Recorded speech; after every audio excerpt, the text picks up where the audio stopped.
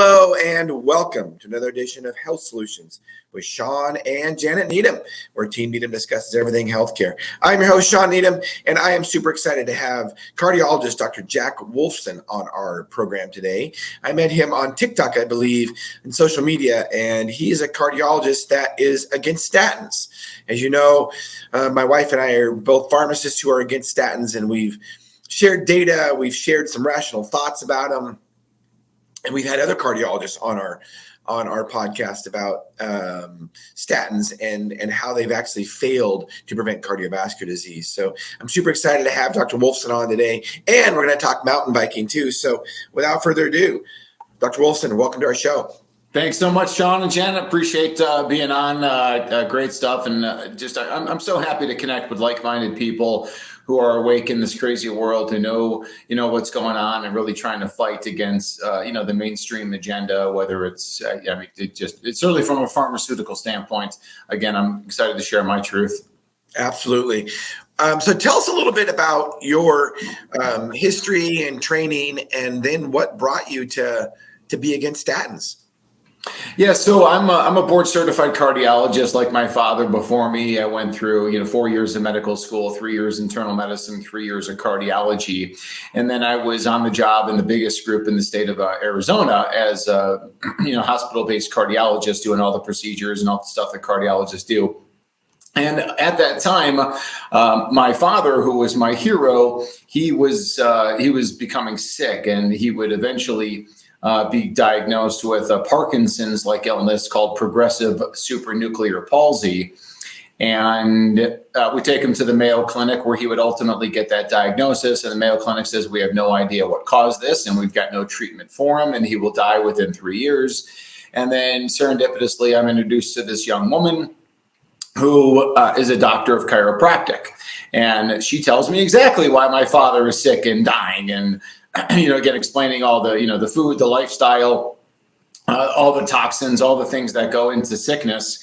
And it really was an epiphany moment for me as far as what was going on with my father, what was going on in my current, cardiology practice. And what she said to me bluntly was, you need to become a DC. And I said, wait a second, you want me to become a DC doctor of chiropractic? And she said, no.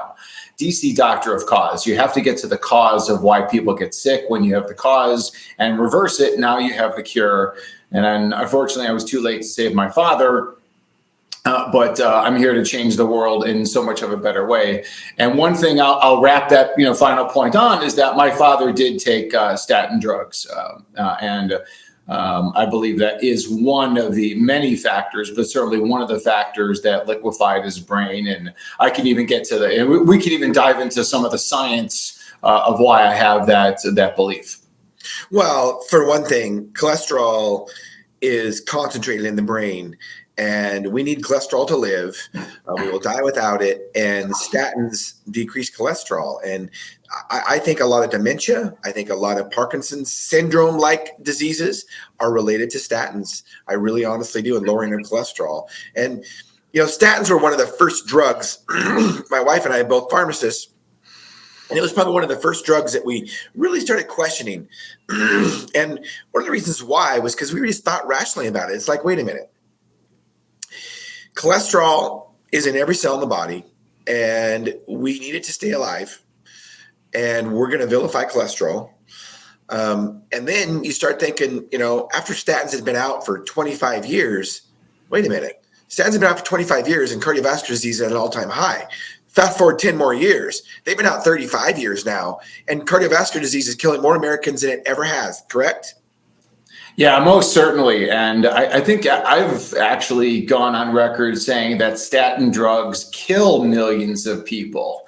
Now, where would someone come up with that from, based on the literature? Well, here's the way I think about it, Shawn. I'm sure you guys do as well, is that statins provided that false sense of security. So now you've got millions of people who eat McDonald's cookies and cupcakes while they're swallowing their statins. They've basically been told that lifestyle is okay. And ultimately, it's led to their death, because looking at the statin data, if we say that statins for primary prevention, according to their data, lowers the risk of having a heart attack from 3% on an annual basis to 2.8%, we've failed 2.8% of people, and therefore 2.8% of the people have died, and ultimately over time that adds up to millions of people who died because of the false premise of statin drugs. Well, I know 20 some years ago when Janet and I changed our practice, it's kind of about what you're talking about. A gal talked to Janet and called her, and Janet had been taking care of her for a while, and she was in her 50s and morbidly obese. And she was on, the gamut of meds, 20 different medications for diabetes, for cholesterol, hypertension, all that stuff. And she was thanking Janet basically on her deathbed and saying, well, thank you for taking care of me. And I just want to let you know that I ate myself to death. And we just that just hit us really hard. And we thought, wait a minute, we're not really fixing anybody's problems. We're just covering these symptoms up with drugs as they continue to live a bad lifestyle. So what we're doing was not working, and we didn't feel very good about it. So that's when we made some changes. And you're right. I mean, you said that doctor of chiropractic that said, you need to look at diet and lifestyle for these kind of things. And it's like, it's amazing we in medicine, in traditional medicine, have to be told that, right? I mean, it should be rather obvious. Yeah, but as you know, the medical training is totally controlled by the pharmaceutical industry. The pharmaceutical industry in 2023 will surpass $1.5 trillion in revenue. When you look at Lipitor, is the number one selling drug of all time. Statin drugs, number one class of drugs, as far as revenue generation, and it's just based on just a foundation of lies and inadequacies. And it's extremely unfortunate, but that's just the way the medical industry has been controlled since 1910. Rockefeller and the Flexner Report, the whole thing, with that condemning and destroying holistic practitioners, and therefore, that's why you talk to the medical doctors, and there's zero training to be had about nutrition. I don't know about you and your pharmacy training and your your training of what you went through, and I know that you guys go through extensive, very in-depth educational, for your program of what you guys do. I'll throw it back to you. I mean, how much time did you guys spend talking about nutrition? Almost zero about nutrition. We did have one class, one day, an hour lecture, 50-minute lecture, excuse me, about, vitamins and minerals and supplements. And the professor was kind of a smart aleck about it and really poo-pooed it, but wanted to educate us on it. So, but did we talk about diet and lifestyle and actually, eating whole foods or, anything like, no, not at all. I mean, I would imagine, I don't remember back, but I would imagine the anti-red meat thing came up, the low fat thing came up, about diet, nutrition, maybe, because I did believe in that in the 80s and 90s. So I imagine that came up. But about really, truly, how to maximize your body by, lifestyle, diet, exercise, sleep. Not even maybe. It was all about drug therapy. And of course, I'm a pharmacist, so not a surprise, but also look at medical schools, look at pharmacy schools. Who is the number one contributor to the schools as far as funding? Pharmaceutical companies. I mean, hands down.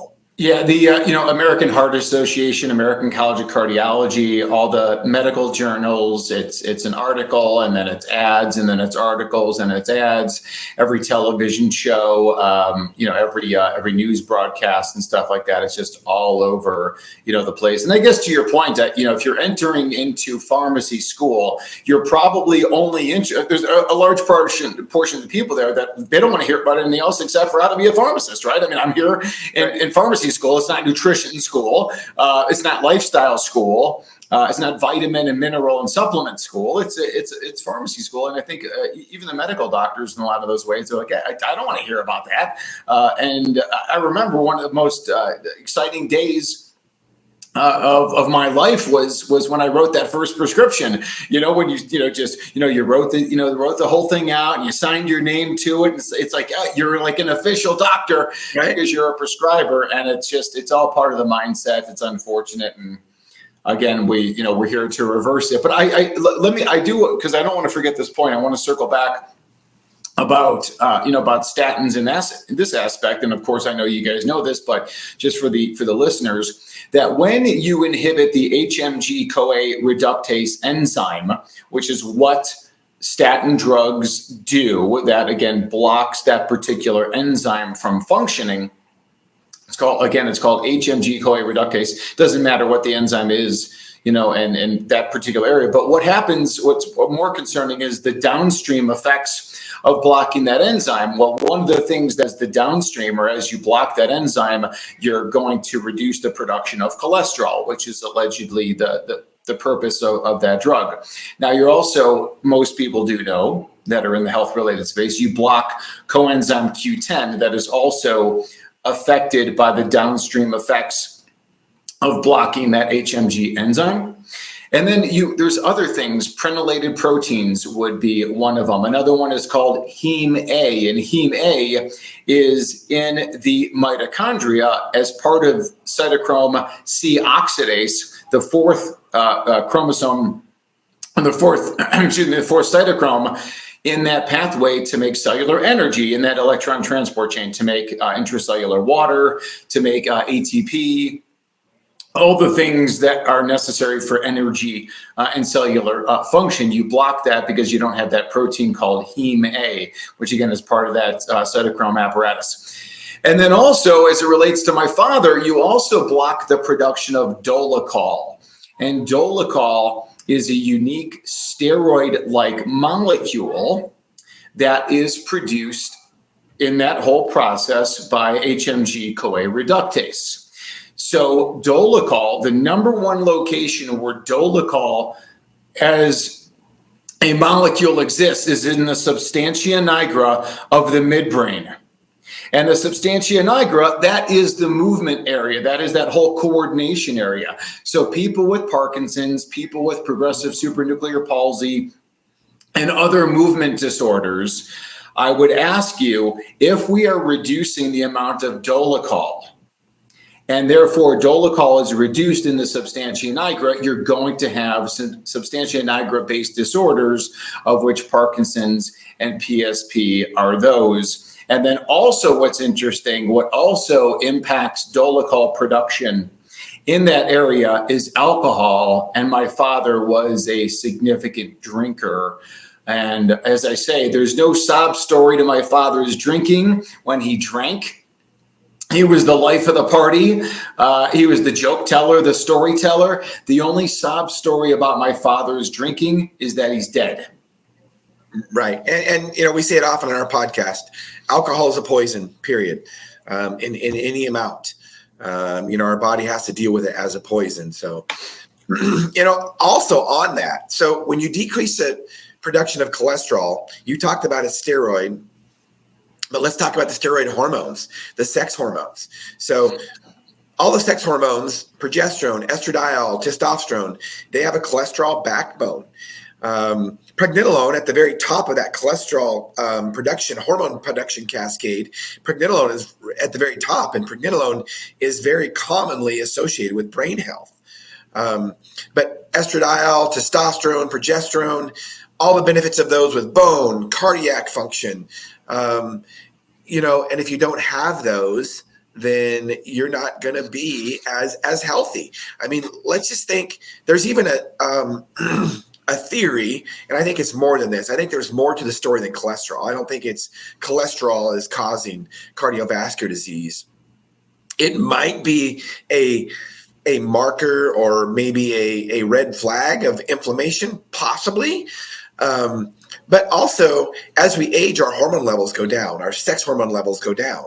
So if it's produced from cholesterol, maybe one of the theories is that we're trying to hold on to more cholesterol to produce more hormones because we want to maximize our body with hormones. That's one of the theories also. And lowering it with the cholesterol medications is going to make everything worse. Yeah, the data on statin drugs and testosterone, for example, does, at least on a population basis, from what the information that they're telling us, does not appear to cause significant changes in testosterone levels. And I don't know if you think contrary to that or not, but the things I've read, again, don't really show that on a population basis. But to the individual, when you're working with individuals who are suffering with low testosterone or hormonal abnormalities, and they're on statin drugs, I think it always benefits us to take a look at that situation and say, well, on a population basis, if you look at 10,000 people, there may not be an impact, but to the individual, there could be an impact. And that's a great opportunity to say, hey, listen, let's try life without statin drugs. We really don't think there's any cardiac benefits, so we don't have to keep you on it. And therefore, let's see what happens with your hormonal levels, again, without being impeded with drug. Yeah. So what kind of pushback have you had from your colleagues for having a stance like this? I imagine pretty significant. Well, listen, you and I got together, most recently on social media because I think you were kind of, helping to defend me on one of my posts. And again, a professional like you coming in and how we support each other obviously goes a long way because all the different entities against us, exist, and all the medical doctors who are caught in their own paradigm. They'll fight, against us, tooth and nail, because it just goes along, it kind of breaks down their entire foundation of their career, of their livelihood, and really just calls into question their whole, professional existence. So, that being said, I've had a lot of people, come against me, excuse me, come against me, in a whole variety of ways of a whole variety of topics. But, listen, I believe in my truth. I believe I'm right. I believe in Mother Nature. I believe in God. I believe how we are created, perfectly. And we're not, we don't have heart attacks because we're deficient in Crestor, Lipitor, Zocor, or aspirin or anything else or any kind of procedure. We have,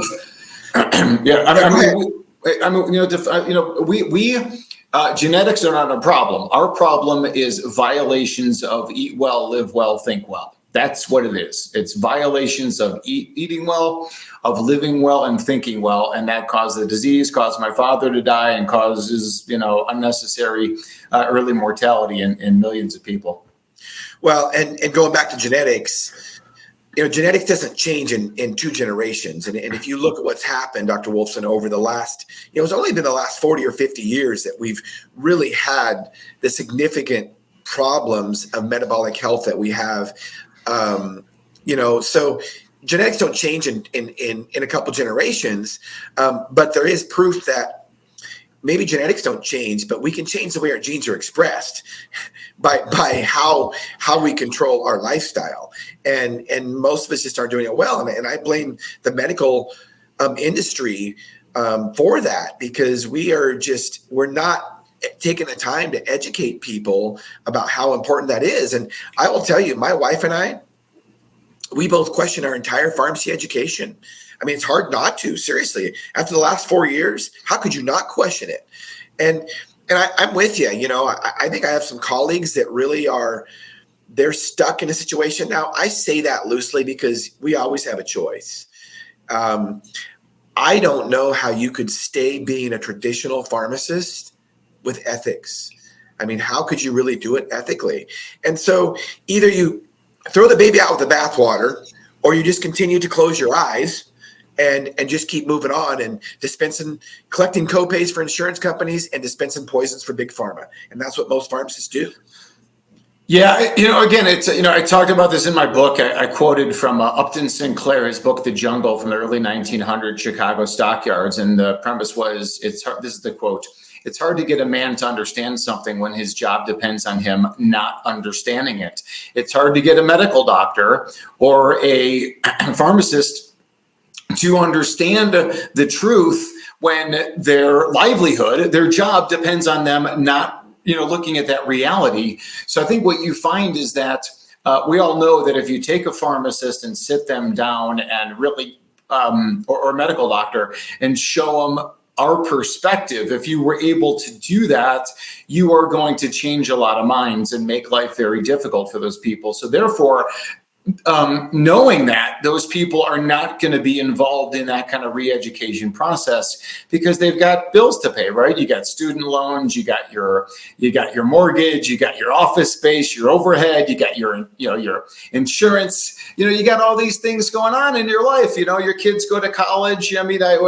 Whatever money we need to do that keeps us from learning the truth. That's the problem. But again, I think there are more and more of us who are awakening to the reality. I think what usually happens, Shawn, is that, pharmacists see their own sickness and they're like, I'm sick. I've got all these different things. I'm taking these drugs. I got the side effects. And then a lot of times the epiphany moment comes from either themselves or their family member. You're a pharmacist, you're dispensing vaccines. Somebody has a reaction or a side effect, to the vaccine. And then you look at it and you're like, wait a second, what happened here? And that's where those changes happen, for us individually. But, Absolutely. So tell us a little bit about, let's change gears a little bit and tell us a little bit about, you have a passion for mountain biking, I guess. Well, what I have a passion for really is the concept of the eat well, live well, think well. So for example, for breakfast this morning, I just had a milkshake with raw dairy, raw bison liver, a raw egg, and a little bit of raw honey. And that, again, so this is all about the concept of eating well, eating the right foods, avoiding the wrong foods. But then you get into the living well, and living well are things like adequate sleep and going to sleep with the sun down and waking with the sunrise and watching the sunrise, watching the sunset, getting that solar panel out in the sun. So you get the sleep sun, you get the circadian rhythms, with that. And then also comes, movement and physical activity. And to me, this is not about going to the gym and, getting on the treadmill and running for 45 minutes at, 5.6, miles per hour at a 3% incline. It's about getting outside and getting in nature. And to that end, my favorite thing, getting outside into nature. I love hiking, but mountain biking is my passion. My two boys, my 16 and 11-year-old, they're huge mountain bikers. And I think it's just, it just allows you to do so much, and it's so fun, and there's different, skill levels, for everybody involved. It's really something I definitely am passionate about. But whatever your passion is, it could be stand-up paddleboarding or kayaking or hiking or, playing tennis or, pickleball or whatever it is. Just being active and moving, I think, is really, part of the secret sauce. Well, and that's one thing we talk about on our podcast. My wife and I talk often about, we don't even like calling it exercise because so many people get scared of exercise and it's a dirty word. So, we just talk about movement and gyms are a relatively recent phenomenon. I mean, honestly, in the 80s, gyms weren't very popular. I mean, it's really over the last 35, 40 years that gyms have become popular because back 50 years ago, there were hardly any gyms because, people were outside working all day long. They didn't need to go to the gym. They were outside doing the things, the movement, the things you're talking about and getting sun all day long. Yeah, I kind of, now that you mention that, it kind of makes me think about when we were moving houses, several years ago, and we were packing up stuff, and the movers were there, and the movers were Mexican people or Mexican Americans, but they were clearly of Hispanic heritage. And here they are, they're moving boxes all day long, and they're just, again, it's a very physical, demanding job. And one of the things that I have them move, I'm actually I pack up my dumbbell set. And they take my dumbbell set. So here's like the white guy, he's got his dumbbell set that the Hispanics are picking up and like they're moving. And I'm thinking to myself, they've got to be laughing at this, how they're just physically active on the job. Our ancestors, they were hunters, they were gatherers. You pick up your kid and you carry him over there. You're building shelter. You're just so busy and you're moving, as opposed to let's go to the gym and let's pump out a bunch of weights and maybe again, Arnold Schwarzenegger, I guess probably, and people like Jack LaLanne and some of those people again early on, in the 70s, and how they're getting people to build muscle mass in the gyms, and of course how you can make profit off of that. But and I will say one thing: if you are someone who does like to go to the gym or uses a trainer, talk to the trainer and see if they can develop a program for you that also exists outside. So trying to use nature to help build muscle mass, or even just getting outside and do push-ups, pull-ups, squats, lunges, carrying weights, and do that outdoors. I think the more you do that, the more time you spend outdoors, the longer you live. I used to road bike and mountain bike out of a place in Chicago, Shawn, and their place on the window of their store, it said there's no such thing as bad weather, just bad clothes. Yeah.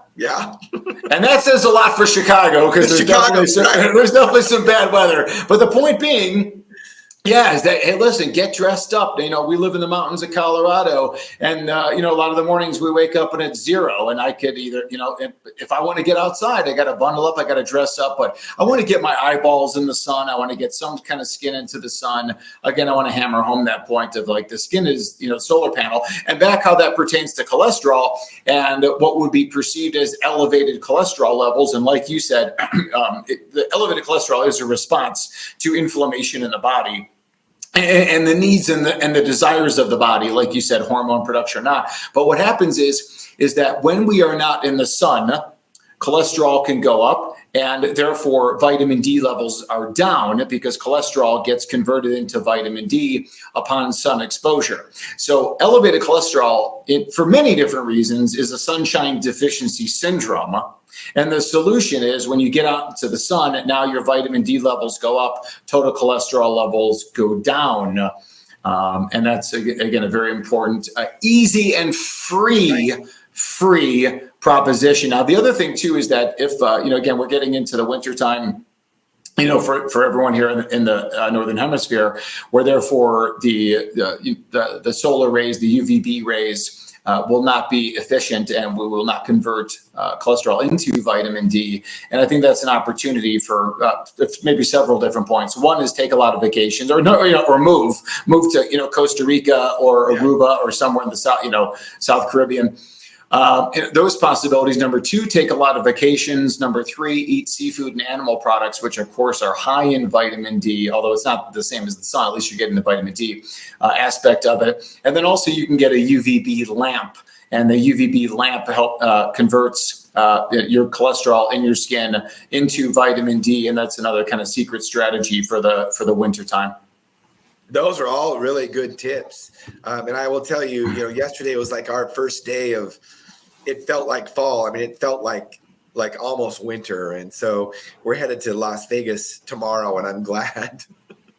Well, one thing about Vegas, though, and again, if at this time of year, we're not going to get good vitamin D production. The problem with Vegas is that there's it's just, everything is just so indoors. You got to make a concerted effort to get outside, in Vegas. But I also think too, it's kind of like this whole vacation thing. And I tell people, for every 5 to 7 weeks you're in the cold, that you go 5 to 7 days in the warmth. And again, maybe that's, Central America, Mexico, South Caribbean, Hawaii, many different places that one could do. And I also love the idea of like that future casting. I think it's good for the think well aspect, having this kind of future trip plan. And that may be, in 2 months, it may be in 2 years, but always having something to look forward in the future. I think it's very mentally, stimulating for us just to have, just like some good things that are planned.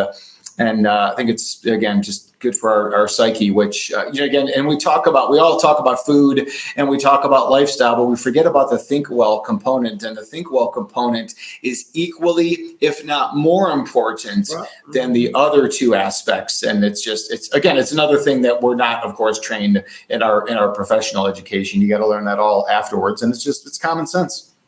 It is. And that common sense isn't so common anymore. No. I mean, and to say like the doctors lost the common sense, it's just from day one. We're not even trained in common sense, beliefs. We're just trained in the pharma model, and it's unfortunate. So tell us about your book, The Paleo Cardiologist. Yeah, so I do a lot of bashing in there about pharmaceuticals, and again, just there's over 300 studies in the book. I start off with chapter 1. It's called "Cholesterol is King," because I want everyone to know how important cholesterol is, what it does, and how it functions. And then number 2. In chapter 2, then we start getting into particle numbers, particle sizes, and the numbers that you really need to know. And, I quickly go on to establish that, really the most important thing that we're looking at from a marker standpoint are markers of inflammation and oxidative stress. Because it doesn't matter what your lipid numbers are. If your inflammation, oxidative stress are under control, you're at much lower risk. And then we talk about nutrition and lifestyle. So it's not just about the paleo diet.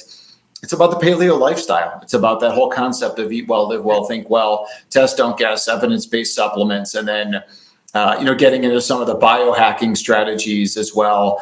And, again, the book, was written 10 years ago, and the tenets are all still true today as they were 10 years ago. But I think, listen, your knowledge is much more advanced than it was 10 years ago. Mine certainly is. So a lot more updated information could also be found on the naturalheartdoctor.com website. Awesome. So as we wind this podcast up, Dr. Wolfson, if you could sum up in 2 sentences, the best way to stay healthy, what would it be? Eat well, live well, think well, and work with holistic practitioners. Awesome. I love it. So I thank you for being on our podcast today. And our goal, as always, is to educate and empower individuals to take charge of their own health. And I think you've helped us realize that goal. So I appreciate you. Hang on after we finish this podcast, because I want to chat with you just a few minutes. And listeners and viewers, thank you for listening to Health Solutions with Shawn and Janet Needham.